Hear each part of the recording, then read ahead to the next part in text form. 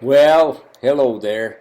This is kind of one of my favorite subjects, and I'll try to make this as quick as possible. Some people learn more by seeing it than they do just reading some of this stuff. So, um, the Crossbuck Saddle, that's what we want to talk about for a few minutes here. And I've got a little write-up on it that I did a few years back.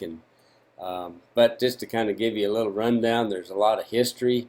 You know, the Spaniards used that saddle when they brought it over to the Americas, and of course the Indians adopted it once they got the horse. They used it both for packing with and for a riding saddle.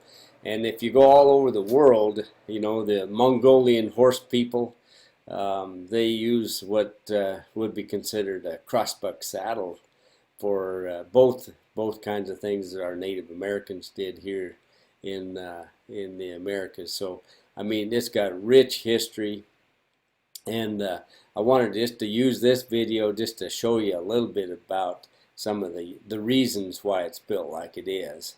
I've got a picture here. This actually comes from one of the books, one of my more favorite books. It's Packing in Pictures, and I'd recommend you get it if you're at all interested in this kind of a subject matter.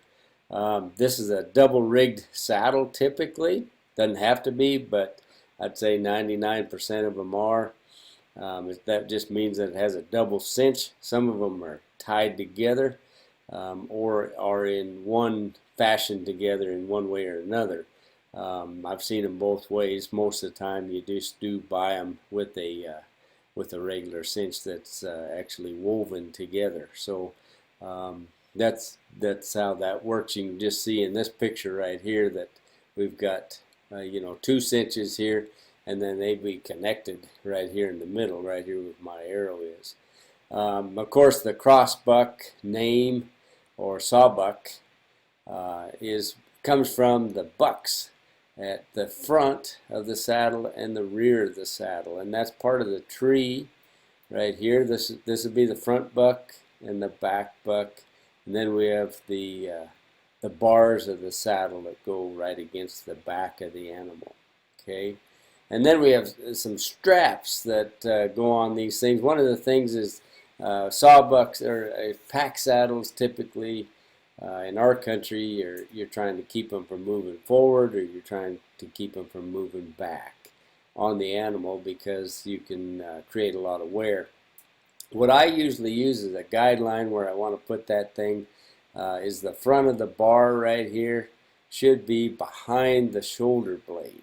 Okay, and you got to have enough clearance in the gullet here for the withers and things like that. So it's really important on how you fit your saddle.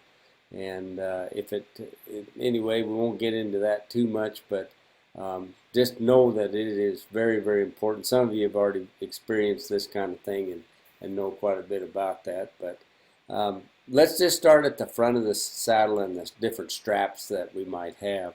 As you can see, there's a breast collar with connected to the bars with a connecting strap, and this is a very typical setup for a crossbuck saddle.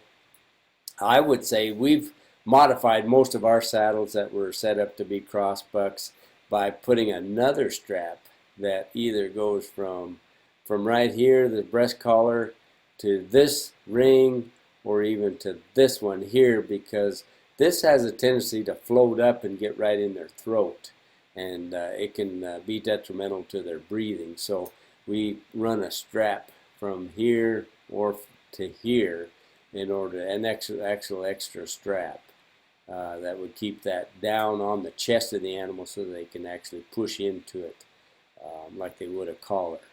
Okay, so anyway, if we come back a little bit and we get to what we call the breeching, and that's also in the West we more commonly referred to as the breeching, but it is spelled B-R-E-E-C-H-I-N-G,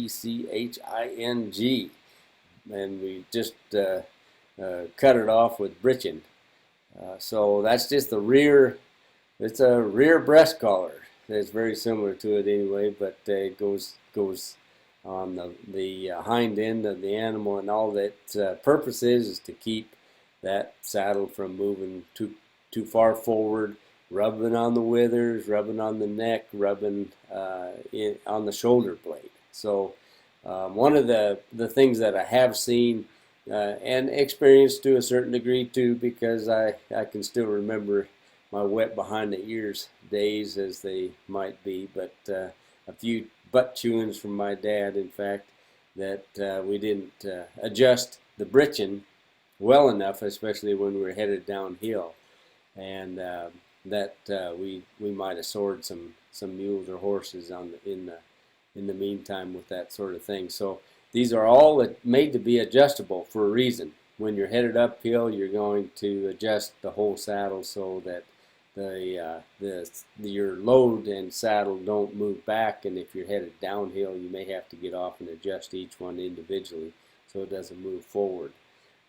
They should be snug and without wearing too much as far as that goes. I mean, if you're using them day in and day out like we have, you're going to have some wear spots with hair, but you shouldn't turn things white, if you know what I'm talking about. Of course, we have the back straps back here. This should be right at the top of the croup, if you know where that is. That's the top of the hip for a particular pack animal. This pad is what we call it. This is actually a ring in this saddle, but most of ours are set up so they set comfortably on top of the croup or the top of the hip for an animal. And your breast collar or your britching, actually the piece of canvas or leather that we have right here, a lot of mine are made out of calf skin, so it's nice and supple and soft against their hide. But it will set down below the turn in the quarter, and you kind of have to have an animal to visualize that, but if you can visualize that, that would be perfect. And this one, of course, right on the top of the hip, the pad of the breeching. Okay. We also, and this is something to consider if you're going to be using this kind of an outfit for very much, or maybe have had some experience with it, we run another strap right here between here and here. You might have to modify and put an actual ring right in the breeching in order to get that done. But that keeps that from riding up and on the animal's quarter. So given what we call a mule snuggie. And that's not a very comfortable situation for your mules to be in. So I would recommend that. So anyway, there's a little bit. These are just the lateral ties that you would have on each side. In a typical sawbuck setup, you'd have two of them. The offside, those are called the billets, and they may be tied or they may be buckled like this one shows right here. So anyway, if you haven't ever seen that setup, I hope that helped. Again, I love the history. It's rich. And these are very functional saddles, especially if you modify them, if you're going to use them heavily, so that they don't put too much wear on your animals. They certainly will do the job. Okay, so thank you for listening.